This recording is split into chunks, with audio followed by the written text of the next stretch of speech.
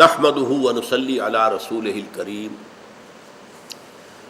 اما بعد فقد قال الله تبارك وتعالى كما ورد 3 مرات في القرآن اعوذ بالله من الشيطان الرجيم بسم الله الرحمن الرحيم هو الذي ارسل رسوله بالهدى ودين الحق ليظهره على الدين كله صدق الله العظيم رب اشرح لي صدري ويسر لي امري واحلل عقدة من لساني يفقهوا قولي اللهم ربنا الهمنا رشدنا واعذنا من شرور انفسنا اللهم ارنا الحق حقا وارزقنا اتباعه وارنا الباطل باطلا وارزقنا اجتنابه اللهم وفقنا لما تحب وترضى وتقبل منا فانك خير المتقبلين آمین یا رب العالمین۔ گزشتہ نشست میں ہم یہ دیکھ چکے ہیں کہ جو انبیاء اور رسل کا بنیادی مقصد بعثت رہا ہے، حضور کی بعثت کا وہ مقصد بھی تھا۔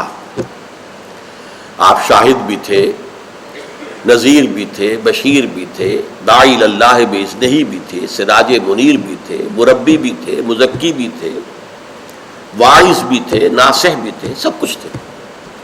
اور یہ چیزیں مشترک ہیں حضور کے اور تمام انبیاء اور رسول کے مابین، اگرچہ ان چیزوں میں بھی حضور کی ایک امتیازی شان ہے۔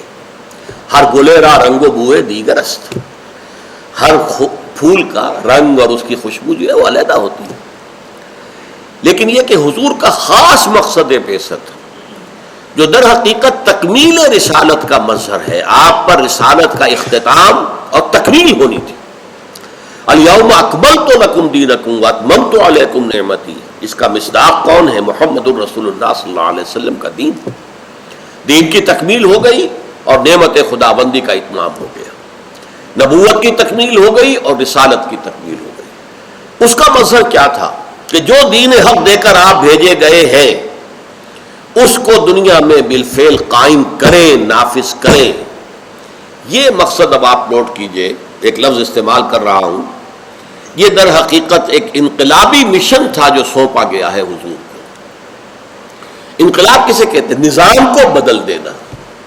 ویسے تو انقلاب کے معنی تبدیلی، ذہنی انقلاب، فکری انقلاب، اخلاقی انقلاب، یہ القاب چلتے ہیں، کلچرل ریولوشن اور چائنا میں ہوا تھا وغیرہ وغیرہ، لیکن اصل میں لفظ انقلاب بطور اصطلاح جو استعمال ہوتا ہے وہ انسان کے اجتماعی نظام کی بنیادی کوئی تبدیلی ہے۔ اس اجتماعی نظام کے 3 اسپیکٹس ہیں: سیاسی نظام، معاشی نظام، معاشرتی نظام۔ ان میں سے کم کسی ایک میں جب تک کوئی بنیادی تبدیلی نہ ہو اسے انقلاب نہیں کہہ سکتے۔ اب ایک انقلاب تاریخ میں ہوا تھا بہت عظیم، سلطنت روما نے بیک وقت عیسائیت اختیار کر لی۔ جو ایمپرر کانسٹنٹائن تھا، قسطنطین جس کے نام پر یہ قسطنطنیہ ہے، کانسٹینٹینوپل، یہ شہر اس کا آباد کیا ہوا قسطنطنیہ، اس قسطنطین نے وہ عیسائیت قبول کر لی اور پوری رومن امپائر عیسائی ہو گئی۔ لیکن اسے کبھی بھی ریولوشن نہیں کہا گیا۔ اتنی بڑی تبدیلی، اتنی بڑی تبدیلی۔ ہیریکلیس جو حضور کے وقت تھا ایمپرر روم کا، ہرقل جسے کہتے ہیں، ہیریکلیس جو انگریزی میں کہلاتا ہے، اس نے بھی چاہا یہ تھا کہ وہ اسلام لے آئے، لیکن ساری مملکت مسلمان ہو جائے تاکہ میرا نظام برقرار رہے، میں اپنی بادشاہی کے ساتھ موجود رہوں۔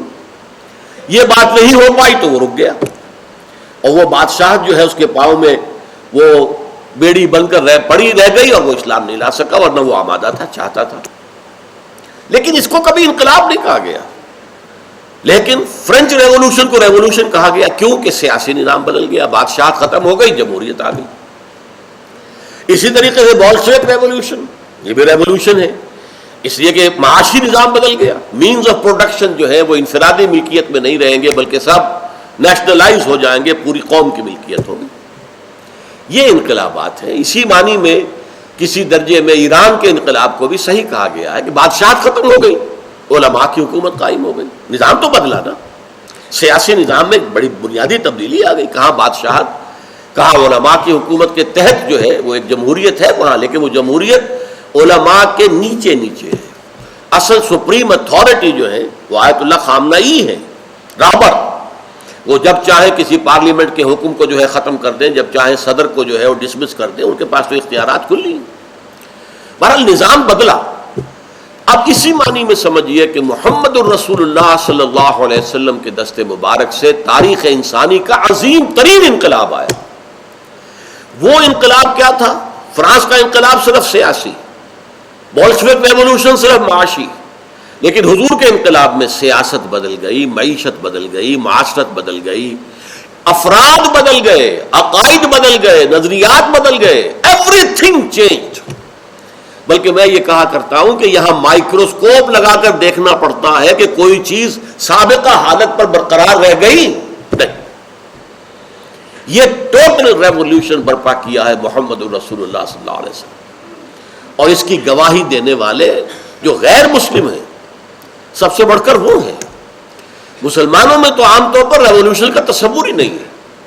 خلافت راشدہ کے بعد سے لے کر ملوکیت ہمارے ہاں آ گئی، اور علماء دین جو ہیں وہ بادشاہوں کے تابع ہو کر کچھ ان کی خواہشات پوری کرتے رہے، کچھ اپنی طرف سے خیر کی باتیں بھی کرتے رہے. اس جاگیرداری اور مزارعت کا جواز جو ہے وہ بادشاہوں کی خوشنودی کے لیے دیا گیا. ورنہ امام ابو حنیفہ کے نزدیک مزارعت حرام ہے، امام مالک کے نزدیک حرام ہے، امام شافعی کے نزدیک حرام ہے. لیکن امام ابو حنیفہ کے شاگردوں نے، قاضی ابو یوسف اور امام محمد نے مزارعت کا جواز دیا، اس لیے کہ انہوں نے عہدہ قبول کر لیا حکومت کے اندر، حکومت سے تعاون کیا، جبکہ ان کے استاد امام ابو حنیفہ نے یہ عہدہ قبول نہیں کیا، تعاون نہیں کیا، مارے کھائی، جیل میں گئے، لیکن کھڑے رہے کہ تعاون نہیں کروں گا. یہ معاملہ ہے در حقیقت کہ نظام جو ہے، اس پورے نظام کا بدلنا جو مسلمانوں کے تو ذہنوں سے نکل گیا تھا. بہت عرصے کے بعد اقبال نے یہ تصور دیا ہے کہ اسلام ایک نظام ہے اور اس میں سیاست اور مذہب علیحدہ نہیں ہے. یہ دین ہے، یہ مذہب نہیں ہے، ریلیجن نہیں ہے، it's a system of life. مکمل زندگی کا ایک نظام ہے، ضابطۂ حیات ہے. اس میں سیاست بھی ہے، معیشت بھی ہے، معاشرت بھی ہے، سب کچھ. لیکن یہ کہ اس کی جیسا کہ میں عرض کر رہا تھا کہ گواہی دشمنوں نے دی. ایم این رائے بہت بڑا کمیونسٹ، مہندر ناتھ رائے بنگالی تھا، اور اتنا ٹاپ کا یہ کمیونسٹ تھا کہ جو کمیونسٹ انٹرنیشنل، دنیا کی جو سب سے اونچی سطح کی پارٹی تھی، کمیونسٹ پارٹی انٹرنیشنل، اس کا رکن تھا. اور اس نے ایک لیکچر دیا تھا اسی شہر لاہور میں 1920 میں، بریڈلا ہال. معلوم ہوتا ہے کہ اب شاید اس کے کوئی کھنڈر ونڈر کا ہی ہے، باقی وہ بریڈلا ہال نام کی کوئی شہر موجود نہیں ہے. اس بریڈلا ہال میں اس نے لیکچر دیا، دی ہسٹوریکل رول آف اسلام. اور اس نے کہا کہ تاریخ انسانی کا عظیم ترین انقلاب وہ تھا جو محمد نے برپا کیا صلی اللہ علیہ وسلم. ہندو ہے، کمیونسٹ ہے، کمیونسٹ انٹرنیشنل کا رکن ہے، مان رہا ہے حقیقت. اسی طریقے سے یہ تو 1920 تھی، اب 1980 پہ آ جائیے. وہ 20 سال ادھر آغاز سے، یہ 20 سال اختتام سے قبل. ڈاکٹر مائیکل ہارٹ نے کتاب لکھی دی 100، جس میں اس نے تاریخ انسانی کے ان لوگوں کا چناؤ کیا جنہوں نے تاریخ کے دھارے کو موڑا. ایک لوگ تو وہ ہوتے ہیں جو دھارے میں بہتے رہتے ہیں، ہم بھی بہہ رہے ہیں، ایک نظام ہے، مشرف صاحب ہمارے سربراہ ہیں، وہ جو کچھ چاہ رہے ہیں کر رہے ہیں، ہم بہہ رہے ہیں اسی میں، اسی دھارے کے اندر پیسیولی. ایک وہ صاحب عزیمت و ہمت لوگ ہوتے ہیں جو اس دھارے کے اندر بہنے کو تیار نہیں ہوتے، دھارے کا رخ موڑتے ہیں. یہ دھارے کا رخ موڑ دینے کا کام تاریخ انسانی پوری میں جن لوگوں نے کیا، ان کا سلیکشن کر لیا، پھر ان میں گریڈیشن، درجہ بندی قائم کی کہ سب سے زیادہ کس نے تبدیلی کی، سب سے زیادہ کس نے موڑا. اس کی کتاب کا نام کیا ہے؟ دی 100، 100. نیچے کیا ہے subtitle? A selection and gradation of the most influential personalities of human history. تاریخ انسانی کی مؤثر ترین شخصیتیں 100، ان کا سلیکشن بھی ہے، گریڈیشن بھی ہے. اور گریڈیشن میں نمبر 1 پر حضور کو لا رہا ہے صلی اللہ علیہ وسلم، کہ تاریخ انسانی کا عظیم ترین انقلاب محمد نے برپا کیا صلی اللہ علیہ وسلم. میں سمجھتا ہوں کسی مسلمان نے بھی آج تک یہ ٹریبیوٹ پے نہیں کیا ہو حضور کی اور تعریفیں جو ہم کرتے ہیں، ہم تو تعریف نہیں کریں گے تو کیا کریں گے؟ آپ ہمارے محبوب ہیں، آپ ہمارے محسن ہیں، اللہ کے رسول ہیں، خاتم النبیین ہیں، آخر المرسلین ہیں، لیکن دشمن الفضل ما شہدت بہ الاعداء، اصل فضیلت وہ ہے جس کی گواہی دشمن دے. یہ مائیکل ہارٹ کہہ رہا ہے، اور اس نے شروع میں 1 نمبر پر لایا حضور کو اور کہتا ہے naturally I O an explanation, مجھے اس کی وضاحت کرنی پڑے گی. میں عیسائی ہوں لیکن حضرت عیسیٰ کو نمبر 1 پر نہیں رکھ رہا، نمبر 3 پر لے گیا. میں عیسائی ہونے کے باوجود محمد کو نمبر 1 پر رکھ رہا ہوں، کیوں؟ اب دیکھیے یہ جملہ اس کی ذہانت کا شاہکار ہے. This is because he is the only person. یہ دی کو underline, the only person supremely successful in both the religious and secular fields. زندگی جو ہے انسان کی 2 حصوں میں آج بٹ چکی ہے. ایک مذہبی زندگی ہے، اخلاق ہے، عبادات ہے، یہ ہے وہ ہے، عقائد ہے، اور ایک ہے حکومت ہے، ریاست ہے، فتوحات ہیں. یہ 2 علیحدہ ہیں گا، لیکن ان دونوں میدانوں میں بیک وقت سپریملی سکسیسفل ایک ہی انسان ہے، اور وہ محمد ہے صلی اللہ علیہ وسلم. اس لیے میں نے کہا تھا دی اونلی کو انڈر لائن کیجیے. ایک یہ نہیں ہے کہ 2-10 ہے ان میں سب سے اوپر وہ ہے، نہیں، یہ تو ایک ہی مثال ہے جو دونوں میدانوں میں سپریملی سکسیسفل. ورنہ آپ کو معلوم ہے حضرت عیسیٰ علیہ السلام مذہبی میدان میں کتنے اونچے ہیں، گوتم بدھ مذہبی میدان میں کتنا اونچا ہے، لیکن ریاست اور سیاست میں کوئی دخل، کوئی عمل، زیرو. یا سکندر اعظم کتنا بڑا فاتح تھا، یا شارلمان یورپ کے اندر کتنا بڑا حکمران بنا ہے، یا یہ کہ چنگیز اور ہلاکو کتنے بڑے فاتح تھے. یہ سب کچھ، لیکن اخلاق، مذہب، اس میں بھی کوئی ان کی حیثیت تھی. وہاں زیرو کام نہیں کرے گا، مائنس پر جانا پڑے گا. ایک ہی انسان ہے جو مذہب و اخلاق اور تمدن اور ریاست اور سیاست ان دونوں میں انتہائی بلند مقام پر. کہنے والا کون ہے؟ Doctor Michael Hart. تو یہ گواہیاں ہیں. بلکہ میں یہاں آپ کو ذرا دلچسپ بات ہے، لیکن میں ڈرتا ہوں کہ کہیں اس سے کوئی مفہوم مخالف نہ لے لیا جائے. برنارڈ شاہ نے کہا تھا، آپ کو معلوم ہے کہ بہت بڑا انگریزی کا ادیب، ڈرامہ نگار خاص طور پر، اس نے کہا تھا گاندھی کے بارے میں، he is a saint among politicians and a politician among saints. وہ سیاست دانوں میں تو نمایاں ہے کہ درویش ہے، اور کوئی سیاست دان درویش تو نہیں، لنگوٹی باندھے پھرتا ہے، ننگے پاؤں پھرتا ہے، ننگے سر، اور اس کا جو بھی ہے بس بکری کا دودھ پیتا ہے وغیرہ وغیرہ. درویش. ہی is a saint among politicians. Politicians کے اندر بیٹھا ہوگا، سیاست دانوں میں تو نمایاں کیوں ہوگا کہ درویش ہے، اور درویشوں میں بیٹھا ہوگا تو نمایاں کیوں ہوگا کہ پالیٹیشن ہے، سیاست دان ہے.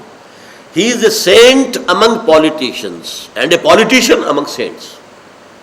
اس جملے ہی کے اوپر میں کہہ رہا ہوں، اگرچہ نسبت خاک را با عالم پاک، کہاں گاندھی، کہاں نبی اکرم صلی اللہ علیہ وسلم، لیکن یہ 2 متضاد چیزوں کا جمع ہو جانا، جس طرح عہد حاضر میں اس کی ایک مثال گاندھی تھی، چاہے وہ بناوٹی سینٹ تھا جو بھی ہو جو اس کے بارے میں کہا جائے، لیکن بہرحال اسے دنیا نے مانا ہے کہ وہ ایک سینٹ بھی تھا.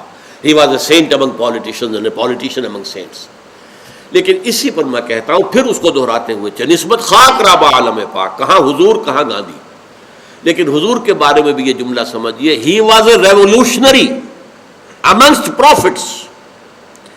جتنے انبیاء ہیں ان میں آپ ممتاز ہیں کہ آپ نے انقلاب برپا کیا.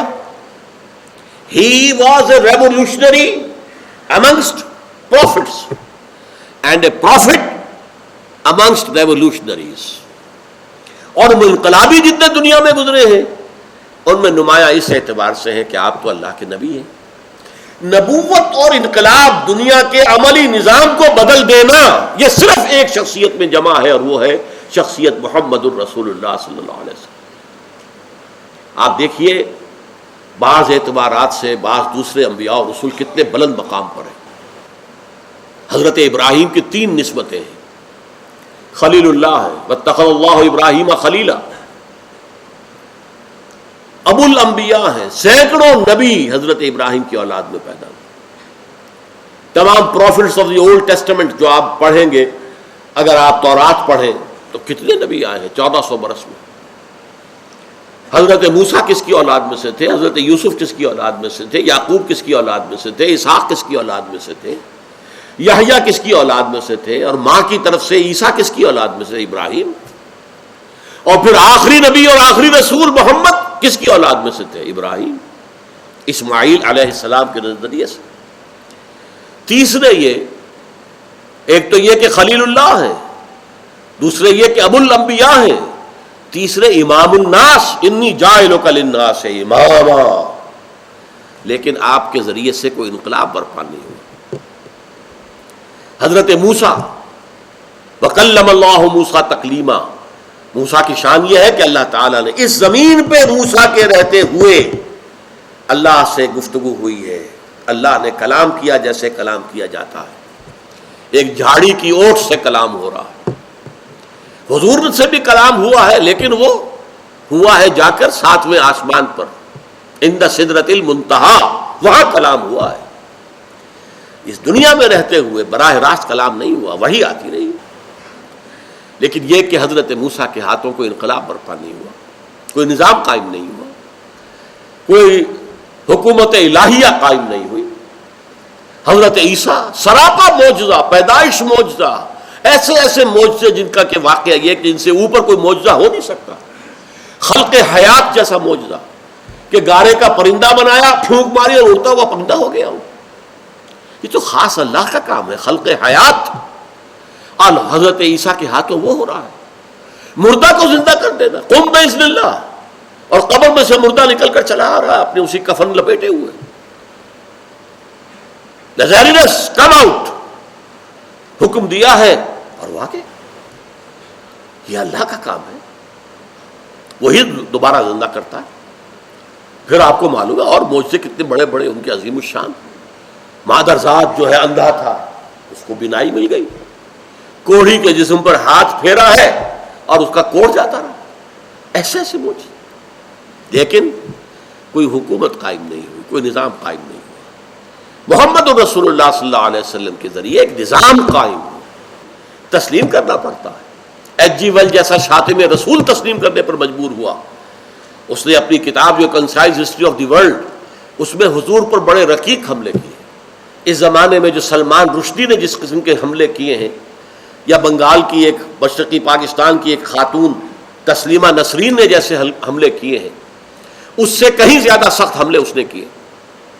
لیکن اسی کتاب میں جو خطبہ حجۃ الوداع پر آیا ہے تو جیسے گھٹنے ٹیک کر حضور کی عظمت کا اقرار کر رہا ہے کہ یہ جو حضور نے فرمایا لا فضل لعربی علی عجمی ولا لعجمی علی عربی الا بالتقوی، کسی عربی کو کسی عجمی پر کوئی فضیلت نہیں، کسی عجمی کو کسی عربی پر، کسی عربی کو کسی عجمی پر کوئی فضیلت نہیں، کسی گورے کو کسی کالے پر، کسی کالے کو کسی گورے پر کوئی فضیلت نہیں الا بالتقوی. تو اس نے یہ الفاظ لکھے، although the sermons of human fraternity, freedom and equality were said before also, and we find a lot of such sermons in Jesus of Nazareth. کیا ترجمہ ہوا؟ اگرچہ انسانی حریت و اخوت و مساوات کے واعظ تو دنیا میں پہلے بھی کہے گئے تھے، اور ایسے بہت سے واعظ ہمیں حضرت عیسیٰ علیہ السلام کے مواعظ میں بھی ملتے ہیں. But it must be admitted، لیکن یہ بات تسلیم کیے بغیر چارہ نہیں، that it was Muhammad صلی اللہ علیہ وسلم who established a society based on these principles first, for the first time in human history. کہ یہ محمد تھے صلی اللہ علیہ وسلم جنہوں نے تاریخ انسانی میں پہلی بار ان اصولوں پر مبنی ایک معاشرہ قائم کیا، ایک نظام برپا کیا.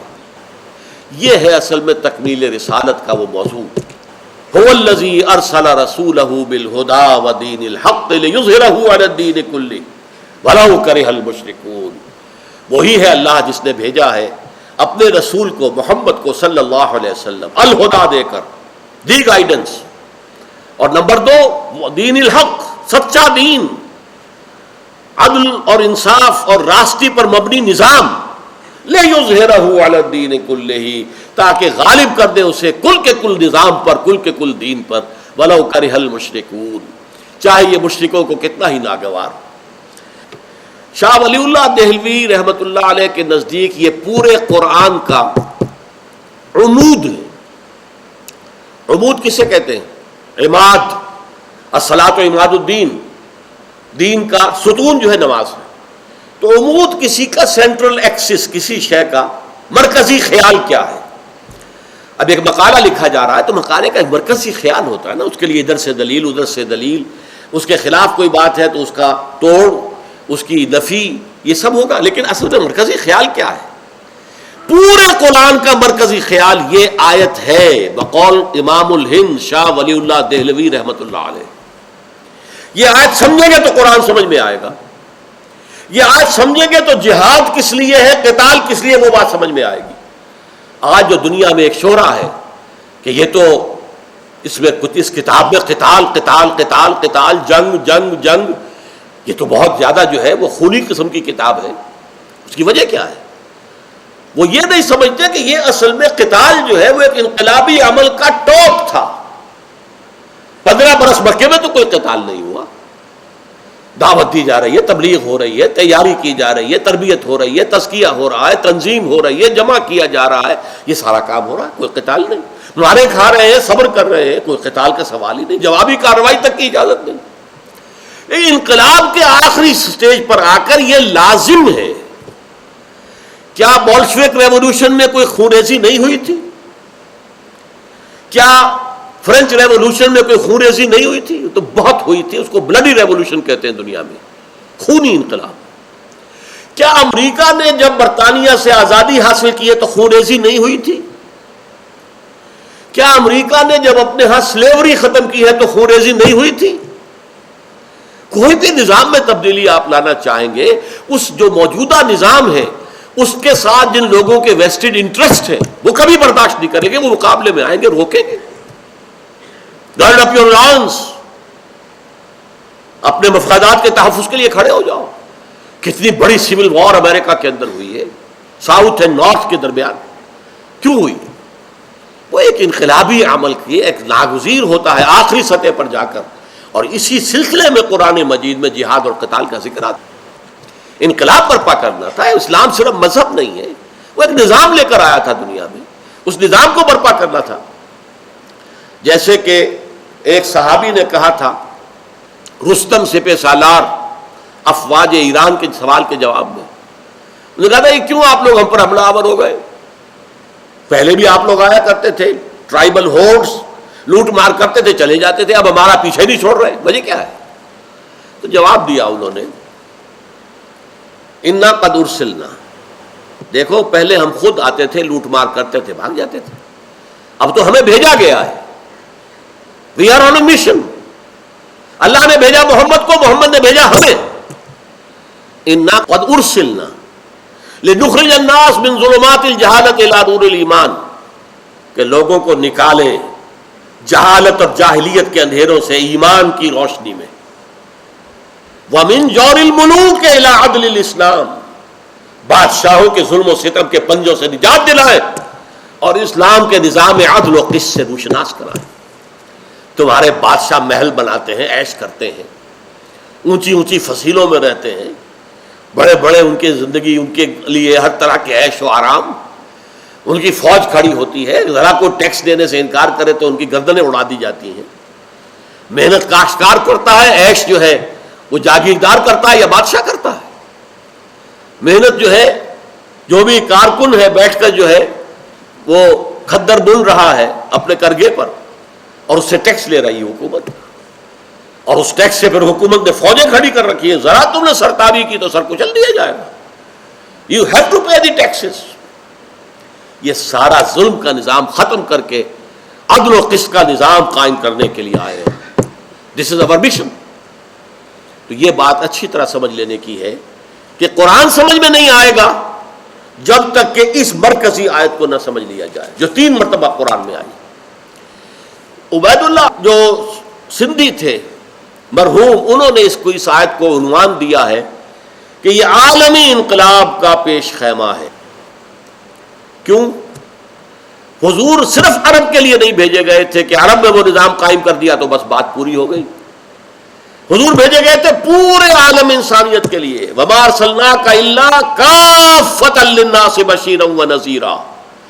لہذا یہ نظام جو محمد نے برپا کیا تھا 1400 برس قبل جزیرہ نمائے عرب میں، اسے گلوبلائز ہونا ہے، اسے پورے گلوب کے اوپر، پورے عالم انسانیت کے اوپر قائم ہونا ہے۔ تو اس عالمی انقلاب، بلکہ ان کے لفظ بین الاقوامی انقلاب، اسی وقت تک ابھی مولانا عبید اللہ سندھی کے دور تک ابھی عالمی کا لفظ نہیں آیا تھا، گلوبلائزیشن کا لفظ نہیں آیا تھا، نیو ورلڈ آرڈر کا نام نہیں آیا تھا۔ آج تو دنیا بہت آگے نکل گئی ہے، نیشنلزم ختم ہو چکا ہے، ملکوں کی تقسیمیں اور جو ان کے درمیان لکیریں ختم ہو چکی ہیں۔